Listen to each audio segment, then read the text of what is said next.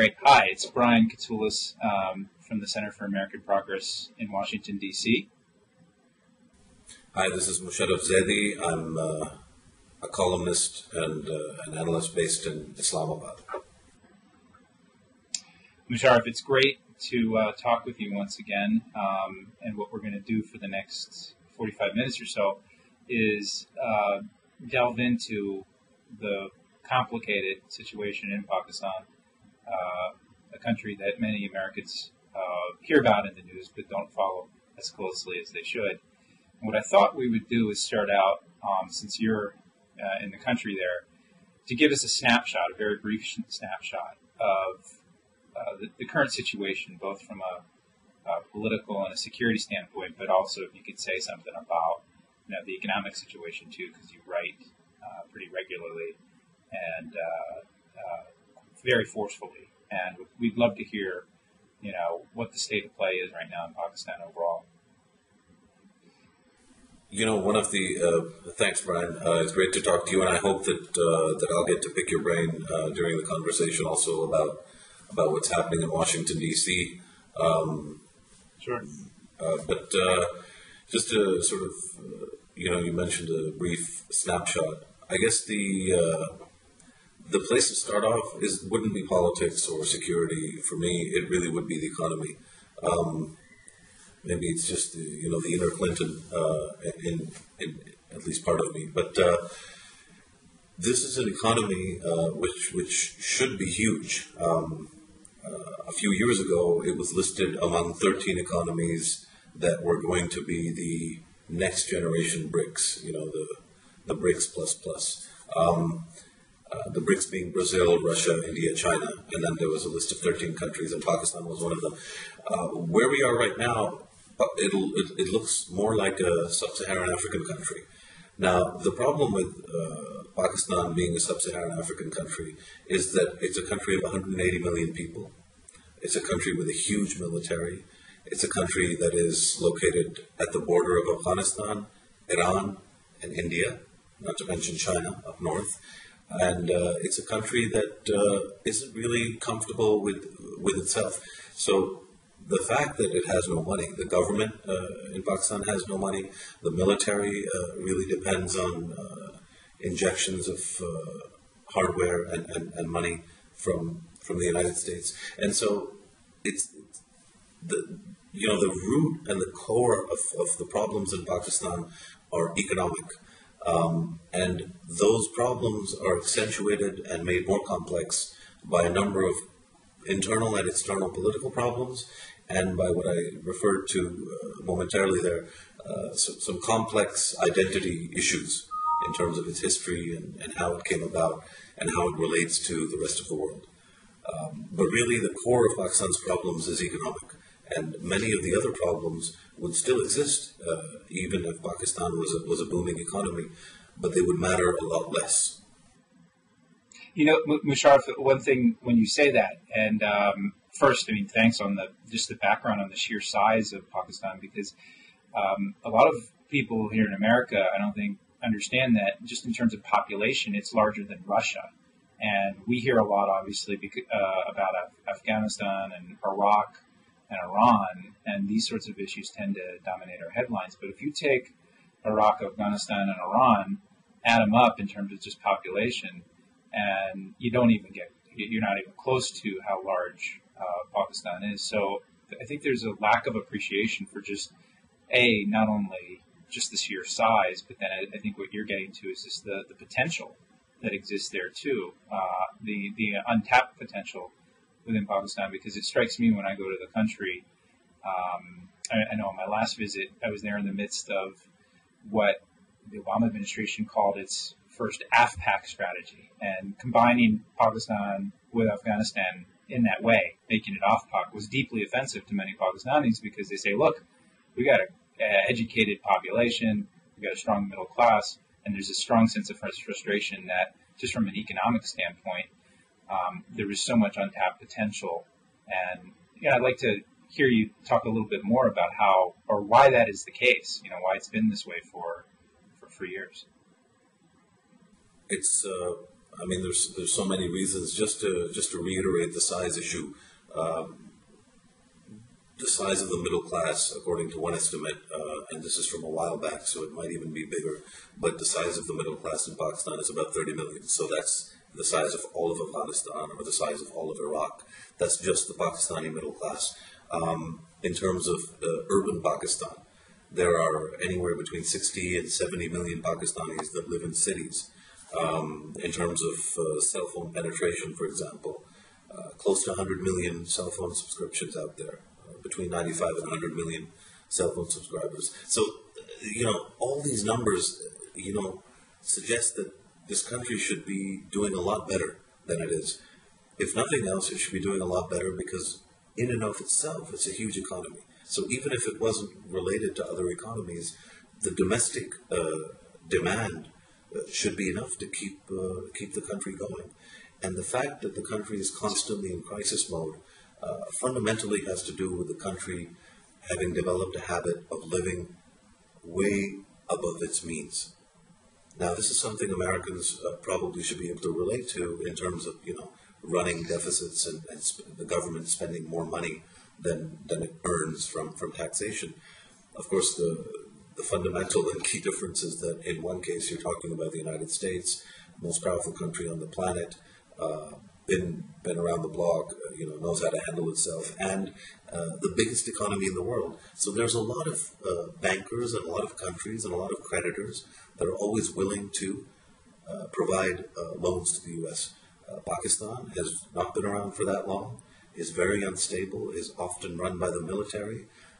There's a bunch of security issues, international security issues in Pakistan, and so for Pakistan to get loans is much more difficult. So when Pakistan runs deficits, which it does constantly, because it has a massive military, and of course there's a corrupt political class, largely corrupt political class that obviously needs to keep spending a lot of money to keep bringing in those patronage votes, then you're basically left frequently holding the bill in your hand and asking around if anybody will cover you. And that's exactly where Pakistan finds itself today economically. And why is that in terms of the government leadership and the political leadership in that country? And I think this is a very basic question that I think a lot of Americans want to know the answer to. Who actually runs Pakistan, and who's making the decisions not only on the economic front, you can start there, but then also the security questions, which we're going to be getting into as it relates to terrorism and Afghanistan and the other things that we hear in our news over here. But who's running the country? I think in terms of the most important decisions, to use the model of the 1950s sort of, American family, and I deliberately say 1950s, it's daddy. Daddy runs the show. Daddy sort of goes out, earns some money, comes home. Mom is standing in the doorway with a tray of cupcakes and sort of dinner, pot roast in the oven. Daddy in Pakistan is the Pakistani military. So all the key decisions and the bulk of the financial decisions, the resource allocation decisions, are taken by the military. This means, crucially, that Pakistan's relationship with India, which is its biggest neighbor, Pakistan's relationship with Afghanistan, which is its most complex neighbor, Pakistan's relationship with China, which is its most comfortable relationship, all these relationships are determined by how the Pakistani military sees the world. And because of the... So this Pakistan military, it's like what we talk about, the military-industrial complex here in this country, and President Eisenhower talked about it. It's a military-industrial complex that's on steroids, as you describe it, that it has control over the political decision-making. And what role does it play in some of the industries? Maybe you can describe some of that for us.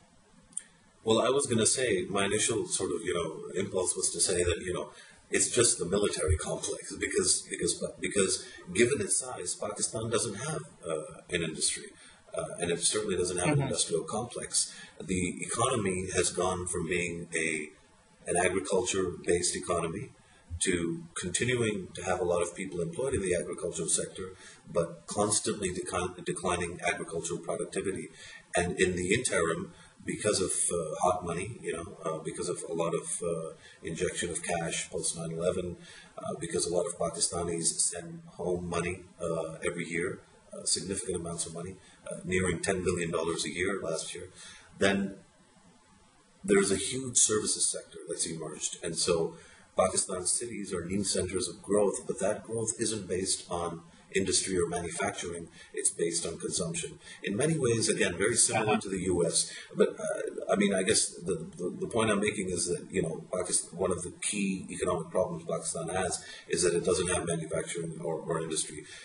Even so, a lot of Pakistan's industrial sort of productivity has military participation. The military is a big economic player. So it's not just involved in deciding whether it's going to be belligerent vis-a-vis India or not. It's also, it's got so much cash that it's involved in banking, in finance, in fertilizers, in foodstuffs, all kinds of industrial ventures that are run by the military and its subsidiaries. So when the U.S. talks about increasing its aid to Pakistan, which is something it's doing again, as you saw over the weekend, and as we're seeing with Vice President Biden's visit, I'm not sure if he mentioned it yet, and we've tripled non-military assistance to Pakistan.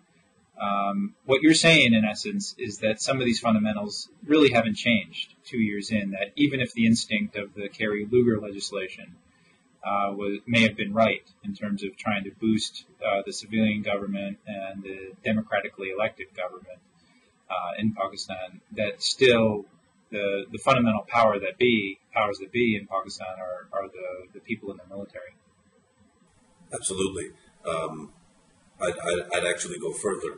I'd say that despite the important sort of inclusion and insertion of the civilian aid, the non-military aid, through this, what was originally, as you well know, was originally called the Biden-Lugar aid bill. Yeah. It's now called Kerry-Lugar.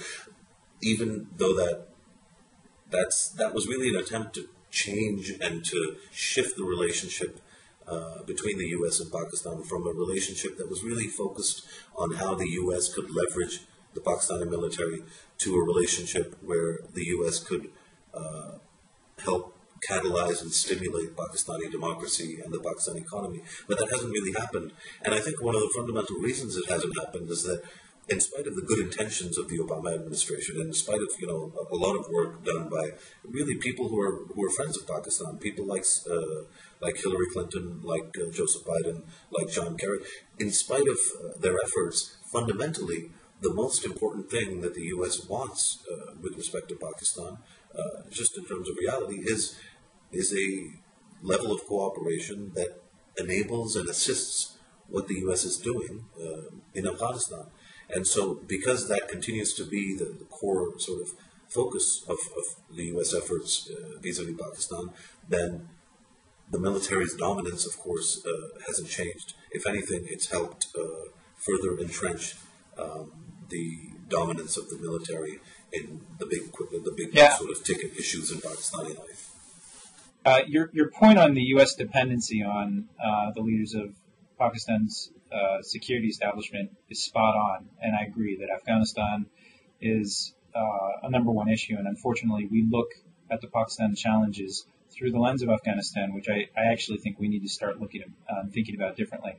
The second thing I'd add is that the fact that the Mumbai attacks took place during the transition, and then also the attempted Times Square bombing, which had roots back in Pakistan, as well as other terror plots that were thwarted here in Obama's first 2 years.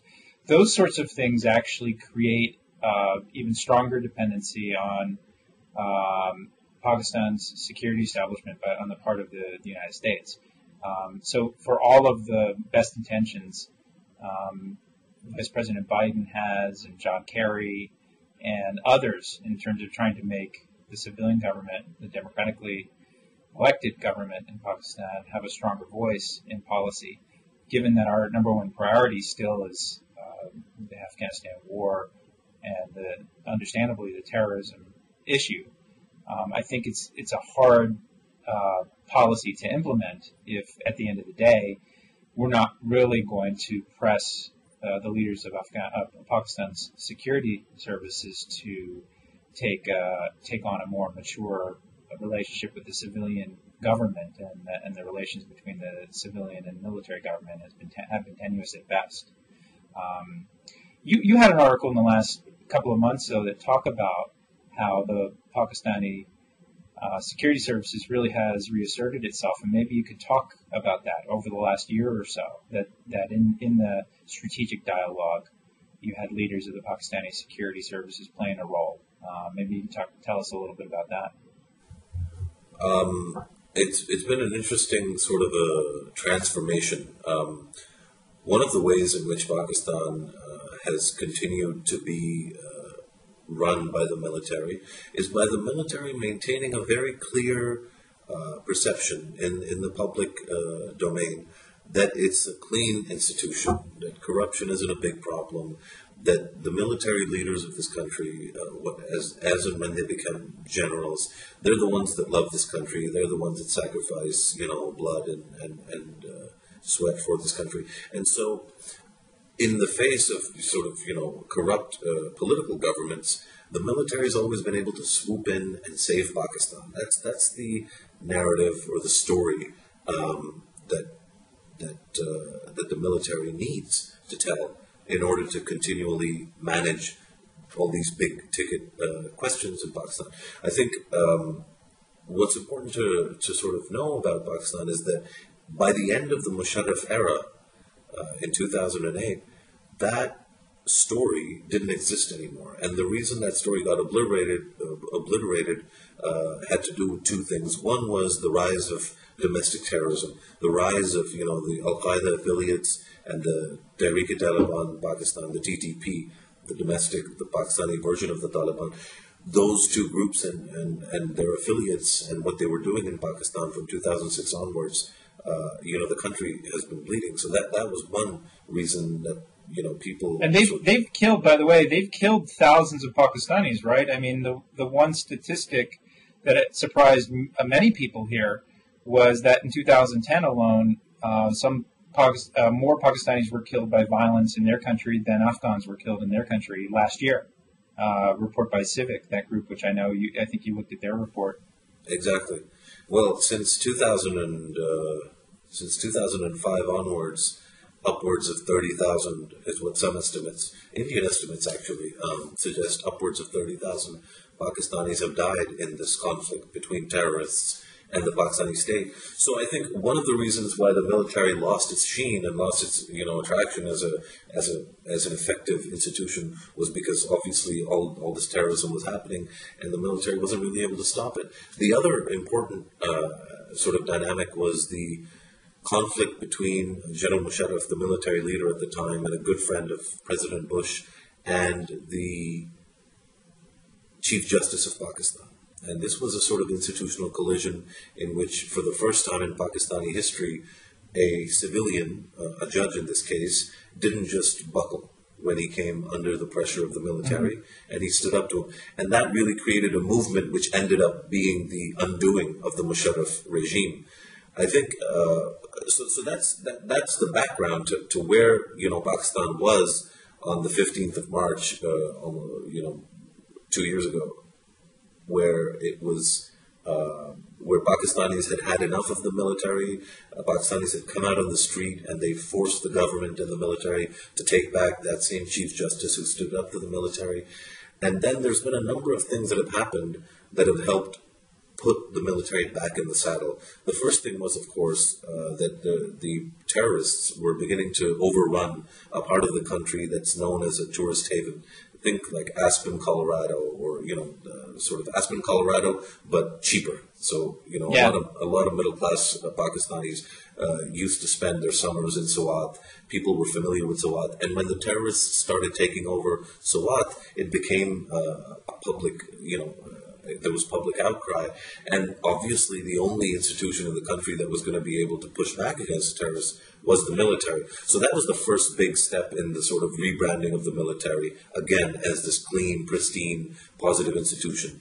A number of other things happened, including, how Pakistan reacts and responds to drone strikes, how Pakistani outrage was kind of mobilized in response to the Kerry Lugar Bill's provisions related to checks and balances on this institutional balance between the military and the civilian government.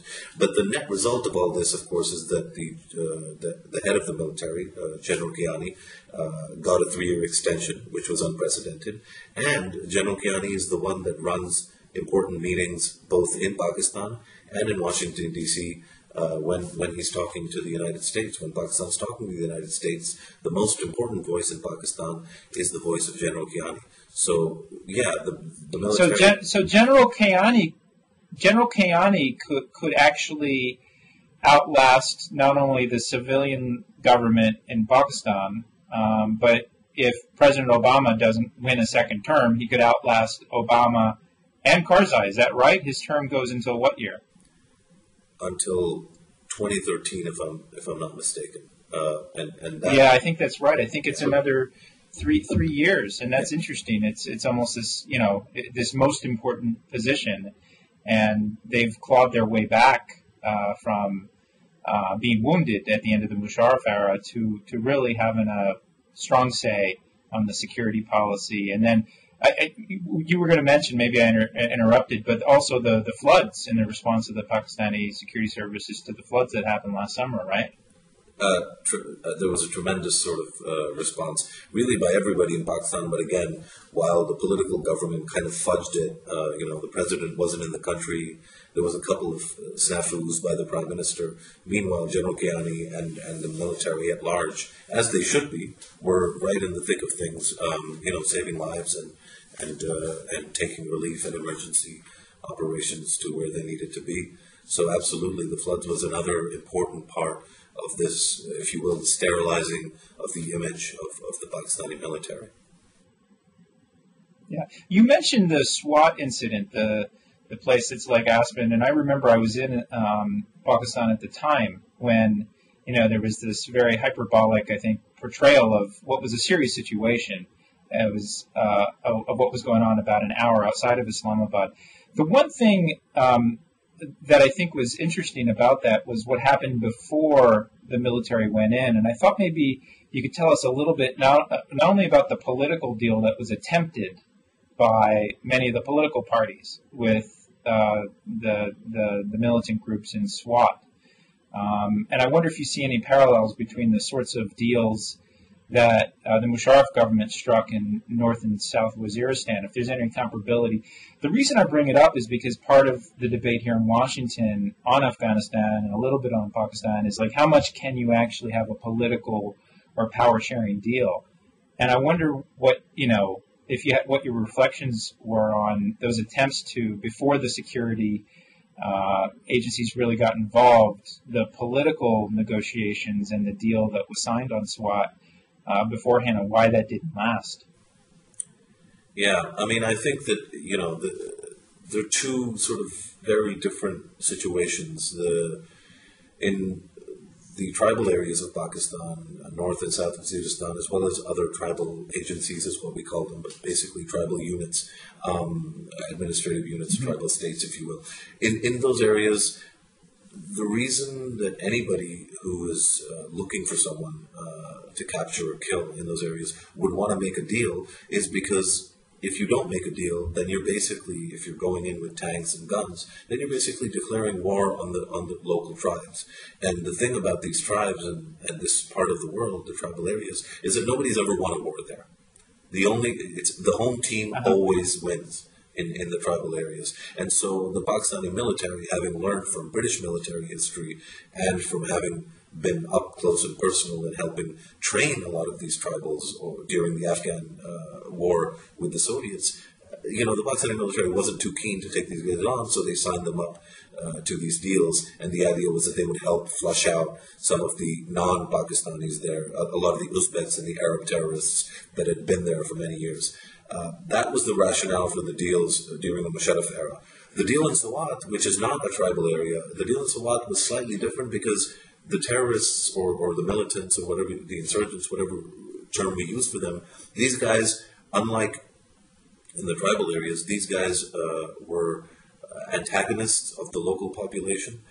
They had some small pockets of support, but they didn't have real political popularity in the tribal in Swat, and the deal was really struck almost as a tactic by the government and the military to allow this group to maybe demonstrate how sincere it was in normalizing the situation in Swat.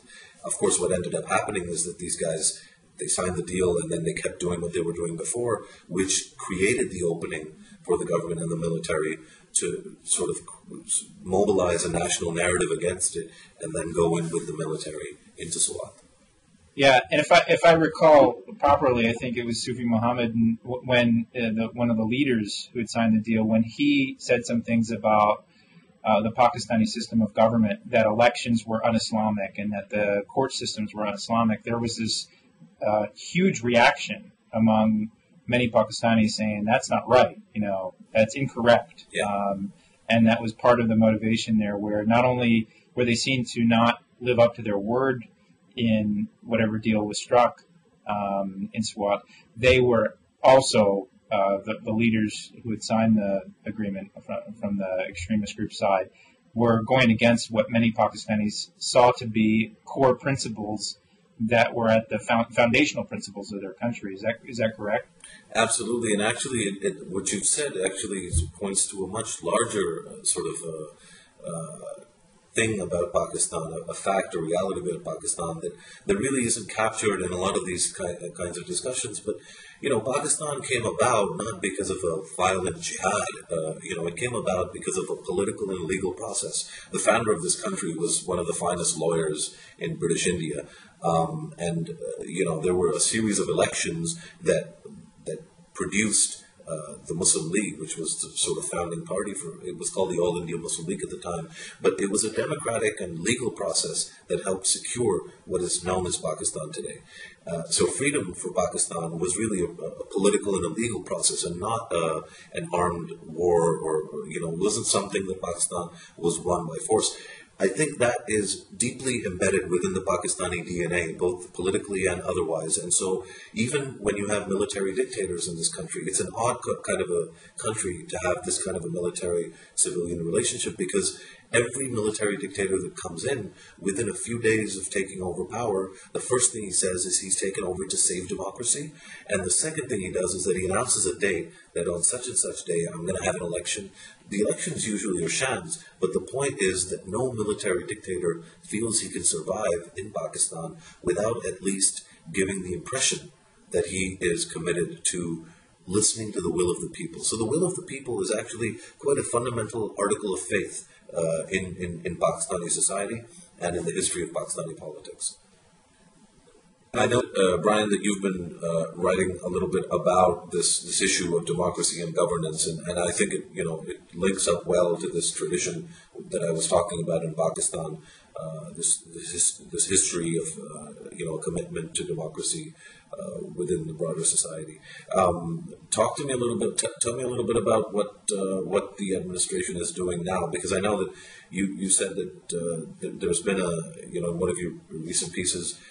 You talked about how there's been a deficit in terms of how much effort the Obama administration has put in to the strengthening of democracy and governance in Pakistan. Yeah. Well, first I would say, compared to the previous administration, the Bush administration, I think the Obama administration has done a hell of a lot more when it comes to trying to help Pakistanis strengthen other centers of power. So to not exclusively become dependent on one singular leader. I think there's been a very genuine attempt to do many different things to help Pakistanis solidify a more democratic system. I don't think we've done nearly enough for many of the reasons that we talked about before, because of our concerns, America's concerns, ultimate concerns about terrorism and the Afghan war, and our dependency on the Pakistani security establishment. But the one thing, despite all of its stated intent to try to boost the democratic government and the civilian government in Pakistan, I don't think the Obama administration has done nearly enough here, in part because it's a very hard thing to do. The Kerry-Lugar legislation tried to put more of an emphasis on this in highlighting non-military assistance. And we initiated a strategic dialogue that involves many different aspects of the Pakistani government, not just the security, but wide-ranging on economic development, on agriculture, and other things. My concern, though, is that all of these attempts to try to broaden the portfolio, if you will, of contacts that we have still remain incomplete and still feed into a system that is still ultimately dysfunctional and operates with a political elite that is still largely disconnected from their own population. So, a couple of things I would say is that although I think this administration has done a much better job compared to Bush, that we're trying to build relations with a broader range of not only leaders, but also reach out to Pakistanis through this strategic dialogue. More could be done to ensure bodies like the parliament and the Pakistani government actually have more of a meaningful say in terms of budget priorities, oversight over a full range of executive agencies. And to this day, we don't have that. Another part of the problem, I think, with what we're doing, why it remains incomplete, is because of our lens of the Afghanistan war, that we're not looking at the full range of potential within Pakistan and reaching outside of the bubble, but that we're still, every few weeks sending Admiral Mullen or somebody from our intelligence agencies to work with your intelligence agencies, and that's the number one priority. So I think it's still, steps in the right direction, but still horribly incomplete. And then it looks like, the last thing I'd say, we're about to shovel more cash into the system without demanding greater transparent democratic accountability within the system. And I think that could potentially yield more corruption. Yeah, I mean, look, one of the sort of arguments that I make whenever there's a visiting delegation, whenever we're talking to people in the U.S. government, is that really, and I wrote about this almost immediately after Obama announced Leon Panetta as the CIA director. Of course, Panetta has a great history of being one of the great sort of public policy gurus in the Democratic Party, and someone whose career sort of I've followed since before the Clinton administration. And I wrote a piece in which I said, look, you send us the CIA director, you send us the Joint Chiefs of Staff, you send us the NSA, but, the head of the ACLU doesn't come with any of these people. The head of the United Way, the March of Dimes, the NAACP, the ACLU, the NCAA, university sports. Even if you look at, Pakistani students enrolled in U.S. universities, that number is one of the only countries in the world, and this is including Saudi Arabia and other countries, so it can't be the excuse that, there's a security factor. But it's one of the only countries in the world that has consistently gone down in terms of the number of Pakistani students enrolled in American universities. And so it's these non-state sort of interactions. University students is a great example of how you construct a long-term narrative where you create, a population of people that has interests in both countries and that can be a lubricant for better relations between these two societies. Different societies, but societies that also share many problems. Absolutely, and I completely agree with that. And although there are some initiatives, and there are academic exchanges, and Fulbright scholars and Humphrey scholars come from Pakistan to this country, it's not nearly enough. And for anyone who's watching this dialogue on the internet in Pakistan, we welcome, I'm at an independent think tank, a research institute, we welcome a range of Pakistanis here for conversations. And we often do have young political leaders coming in, or young business leaders from Pakistan on their own initiative, just to have an exchange of ideas. I've been involved with various dialogues, one through the U.S. Muslim Engagement Initiative, that seeks to broaden this. And I think that's, I think part of the thing that is hampering the Obama administration's attempts to really get out of this box of a transactional, tactical relationship with Pakistan is that it's still doing it with the instruments of power that have always run, U.S. national security. And even if, we successfully tripled non-military assistance to Pakistan, I think Pakistanis should understand that the parts of the U.S. government, the U.S. Agency for International Development, the State Department, the ones that are supposed to be helping implement these programs, they're very slow to move, in large part because they're government agencies. They can't move as quickly as the organizations that you listed, Mosharraf. The private sector, the academic institutions, and others can and should do more. I think America's best bilateral cooperations around the world since World War II, it wasn't just about government to government or certainly military to military. It was with many European countries in that post-World War II era, deepening our ties, outside of the government. And the last thing I'd say is that, I have many friends who went into the Obama administration and are serving. We just lost about 70 people, 70, from the Center for American Progress who went into the White House and other places. And the thing that strikes me the most when I talk to these people who go into government, as powerful as the U.S. government is, it's very limited in its ability to do so many things that I think can address a lot of the problems that you were starting out to talk about at the top, with the economic issues and the social problems and the debates about the role of religion in society. Those sorts of things, it's just not, it's not helpful, I think, sometimes to have government or politicians to talk about this. We need religious leaders and others to exchange these ideas through more civil society forums. Absolutely, and this is exactly the point. I mean, people have been talking about the parallels between the brutal assassination of Salman Taseer, the governor of Punjab, which is the biggest province in this country. 90 million people live in that province. Now, the governor isn't the same as in the U.S. because governors here are nominated by the federal government. We have chief ministers who are the equivalent of governors. But the point is, very senior guy, very famous man, powerful man, shot down because of a religious fanatic, who didn't like some of the things that he'd said about Pakistan's blasphemy law. Many people were, drawing parallels between that and the shooting in Arizona, where 6 people died and where the congresswoman is still, I think, in critical condition, if I'm not mistaken.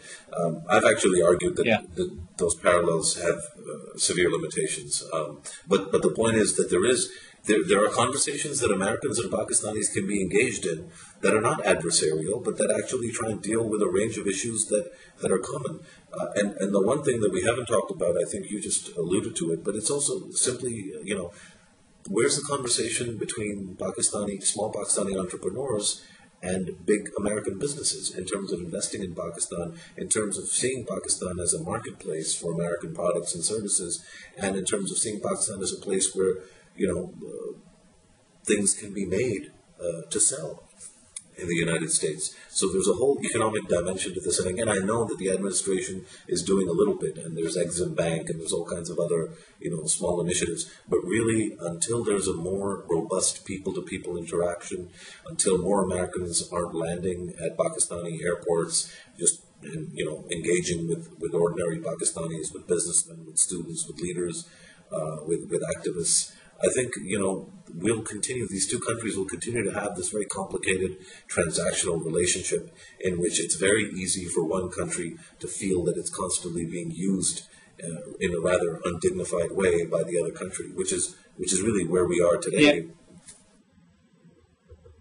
Yeah, you pointed this out in one of your articles when President Obama in November visited India, right next door to Pakistan, and the deep sort of ties that the U.S. has with Indian businesses, and it's a feature of our economy. It's in our consciousness here, and you have the Indian American community playing a very active role in our not only our business but our politics. And there's great potential for Pakistani Americans to do this, and I think that's a big part of addressing not only the challenges within Pakistan but addressing the bilateral relationships. I think one thing I want to circle back to, though, before we forget about it, is just the security question, because it does continue to dominate. I think if you talk to most American CEOs as to what's the main thing that prevents them from going to Karachi or going to Lahore and trying to build partnerships, and I think it all comes back down to security and the stability within the country.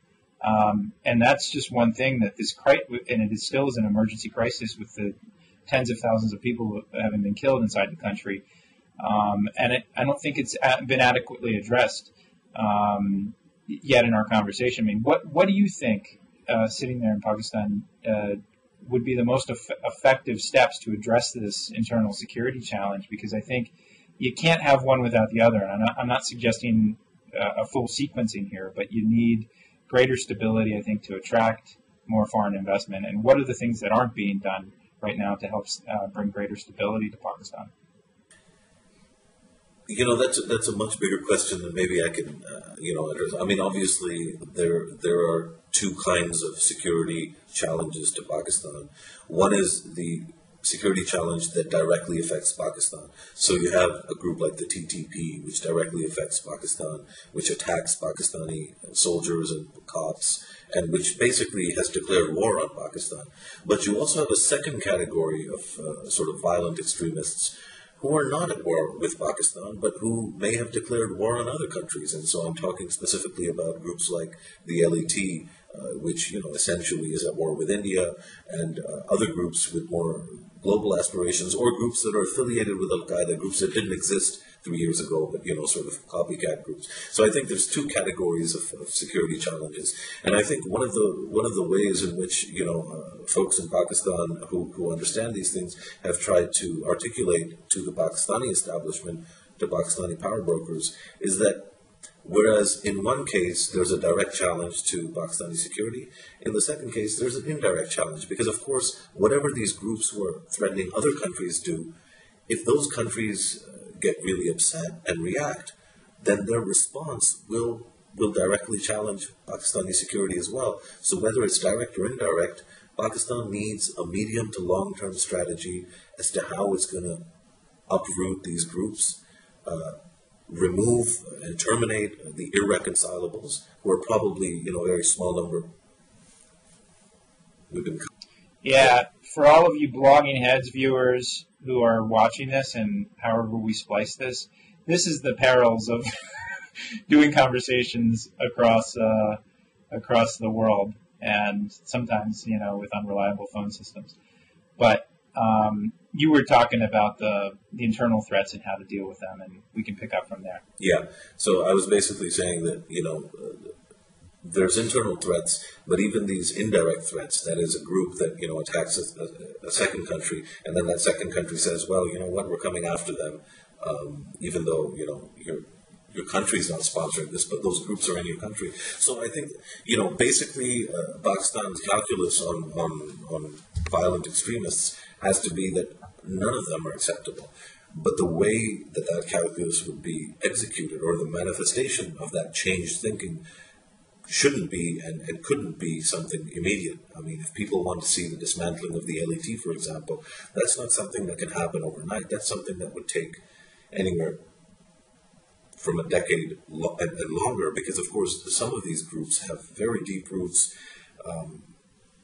in society. Many of these groups have promoted and perpetuated a narrative which is attractive to the Pakistani people. Many of them have deep welfare pockets. They help out at times of catastrophe like earthquakes and floods. They have big relief operations and humanitarian operations. And so there's a certain way in which Pakistan has to begin to strategize and think about how it's going to tackle this problem long term. Now, in the meantime, I think that part of the problem in terms of big CEOs coming and visiting Pakistan is more a problem of how Pakistan is talked about in Washington, D.C., on the front pages of the New York Times, in the editorial pages of the Wall Street Journal.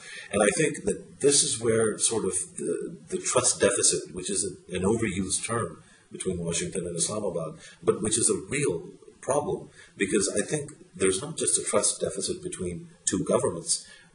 Unfortunately, fundamentally, I think there's a trust deficit between two peoples.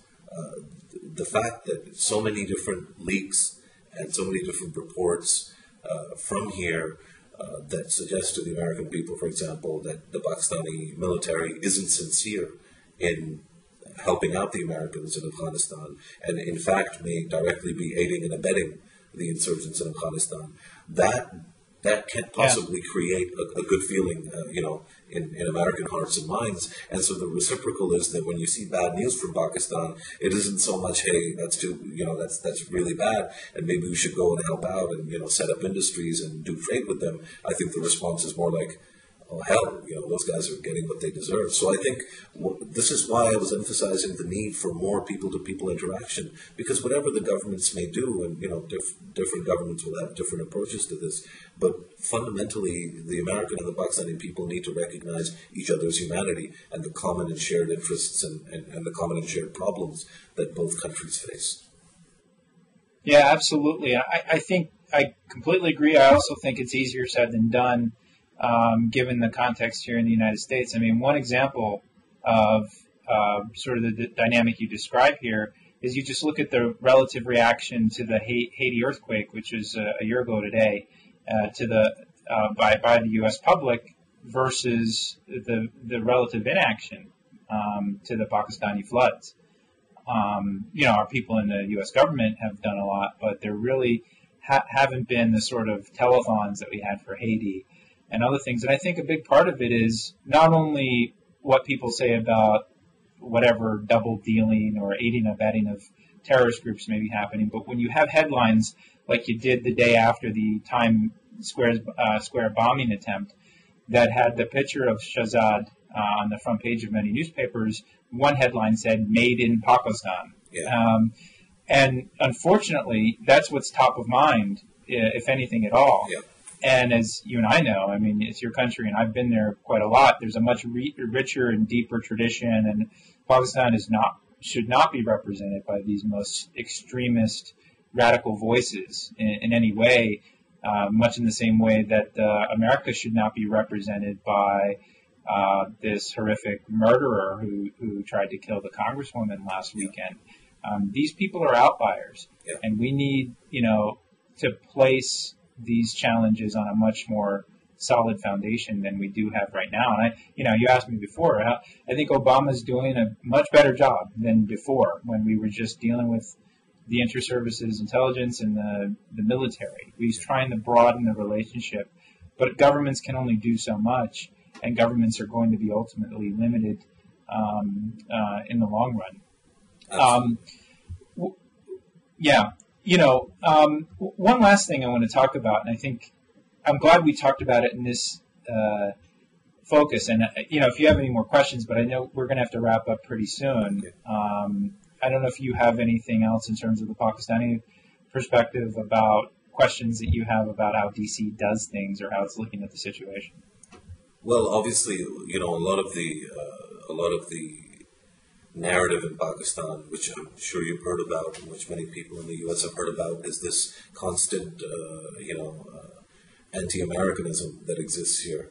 And before I ask you to sort of, explain how that's seen in D.C., I think it's important to also contextualize it. And the way to contextualize it, I think the best way to understand it is that, of course, this is a country where the American embassy is overflooded with applications for immigration, with applications for asylum, with applications for, student visas and visit visas and business visas. So it's interesting that the same country that produces these long lines of people that, are seeking the American dream also produces this kind of rabid sort of anti-Americanism. And I think part of it has to be understood from what, sort of the mirror reflection on the other side.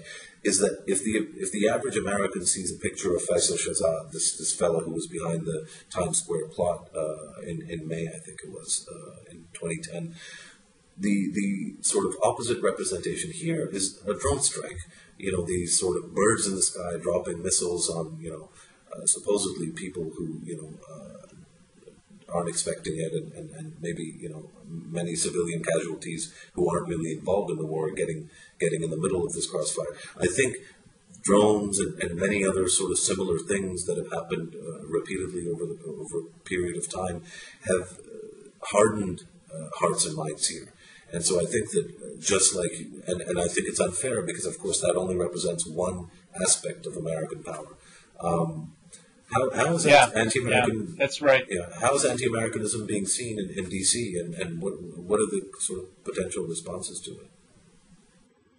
Well, it's interesting. We're coming up on the 10th anniversary of the 9/11 attacks, and I think we'll have even more of a focus on this.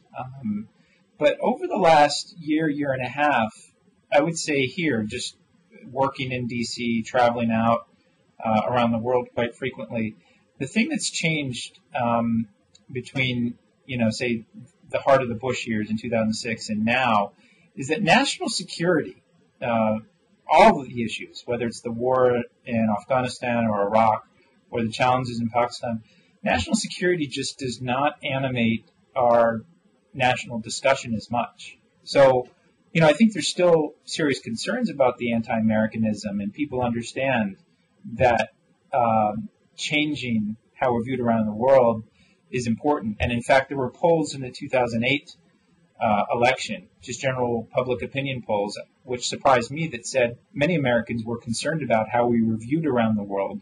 And I think it was one factor of many that led to the change and the shift away from Bush. But the one thing I think people need to understand also is that national security is not, there's only a very small slice of Americans who really follow these issues intensely and are really, concerned about the anti-Americanism. It's a concern among policy elites, among the political faction. It's certainly, President Obama made sort of the reset of America's image around the world a key priority. I'm not certain that, looking back on the last 2 years, many Americans care as much as they did before. And that's a function of, I think, our own internal problems, the economic difficulties, and just a general concern. We moved from sort of shock after the 9/11 attacks to anger, and then we acted in ways that I think undermined our own security and maybe didn't help our position in the world. And now I think most ordinary Americans are a little baffled as to, why is that? Why are people still kind of against us? Why do they hate us? And I think the main point, though, it's less dominant in our psyche right now, and I think it's in part because the wounds from the attacks of 9/11 and other things have faded quite a lot, and also the fact that we just simply don't. We're a nation still with hundreds of thousands of troops in combat, but we really don't debate it in the way that we did, say, back in 2006 or 2007. Yeah, no, that's clear. As a matter of fact, I think often when I try to think about this relationship between the U.S. and Pakistan, it almost seems like Pakistan is like the first great definitive test of a new era of American power. Where American power was able to achieve many things over the last 50 or 60 years, not always through being engaged in a war, but often through the threat of war, sometimes actually being actively engaged as well. But Pakistan represents, wholly new sort of kind of a challenge. And I think in this new world where unilateralism is constrained by many factors, one of them being, the American economy itself, I'm not sure that, the combination of diplomatic sort of power and development assistance and military might, I'm not sure if those three things alone are sufficient. And this is why, increasingly, just as, in other aspects of life, there's a greater emphasis on civil society and on the private sector. I think even in terms of the projection of American power and the achievement of, strategic American objectives, it's going to be civil society and the private sector in many ways that are going to be at the forefront of that. But of course, as you said, Yeah, I completely agree. I mean, I wrote a piece last month that talked about open source power, the nature, just like open source code, you have so many different actors that can play in it.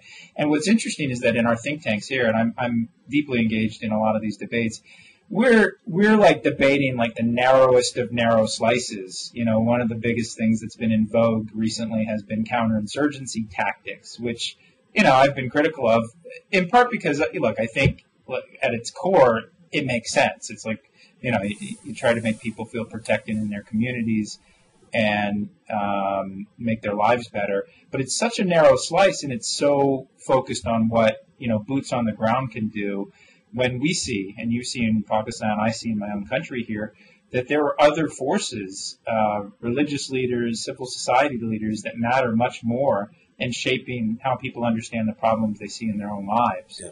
And it's really incomplete to address these security challenges. And that's why, you've written about this. When I was reading some of your articles and thinking about some of the things I wrote a book called The Prosperity Agenda in 2008, and it was aimed at trying to help people understand that global security issues in Pakistan, or security issues for Americans, are still, much of our policy elite debates are still trapped in the 20th century mindset, and that we need to, think in new ways about new centers of power, the ones that you're talking about, civil society and others, and marshal them, because that's what I think is mostly been incomplete about the Obama approach to Pakistan. It's this ultimate test of what they call smart power, but what they define as smart power are those things that are simply just diplomacy and development and the military, and that's, I think, necessarily incomplete. Yeah, absolutely. I couldn't agree more, and I think that, one of the, I guess it rounds back to the issue of this military-industrial complex that you mentioned, which is, of course, an important and, in some ways, dominant power even in the U.S., but, just today I was discussing, on a television interview here in Islamabad, on the economic front, why Pakistan needs F-16s. And, of course, the reason Pakistan is buying F-16s is because, each F-16 off the assembly line in the U.S. helps create jobs there, and each F-16 that comes here helps, strengthen a number of, economic interests within the Pakistani military here. And yet, like you said, this is, an F-16 is a symbol of a 20th century mindset, especially in Pakistan, a country that has nuclear weapons, and a country that really is not engaged in aerial warfare with terrorists. It's engaged in, in some cases, guerrilla warfare.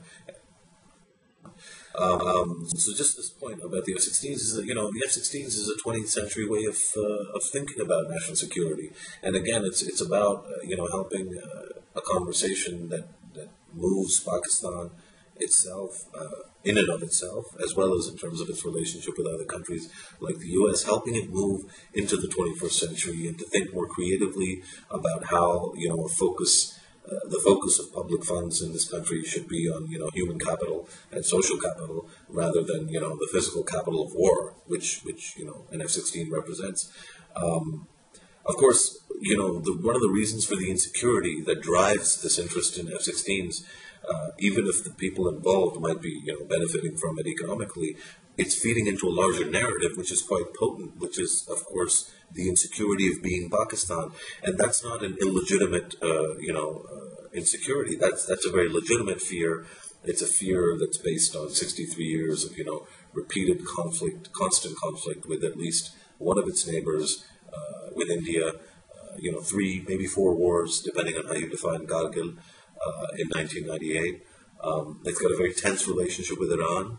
It's got a very complicated and problematic relationship with Afghanistan. And so from all sides, Pakistan is a country where the armed forces have always felt that it's always on the brink of national security disaster. And part of this fear was sort of realized when Pakistan broke into 2 countries in 1971, Bangladesh, and Pakistan.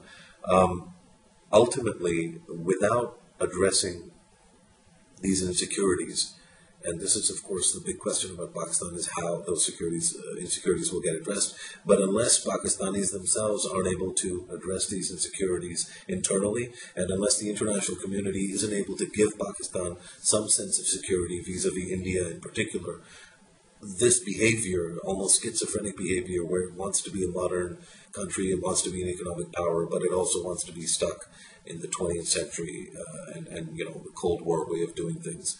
This is going to continue. And so I hope that, in Washington, D.C., Brian is helping other folks think about how creatively that sort of a transformation might be achieved. Brian?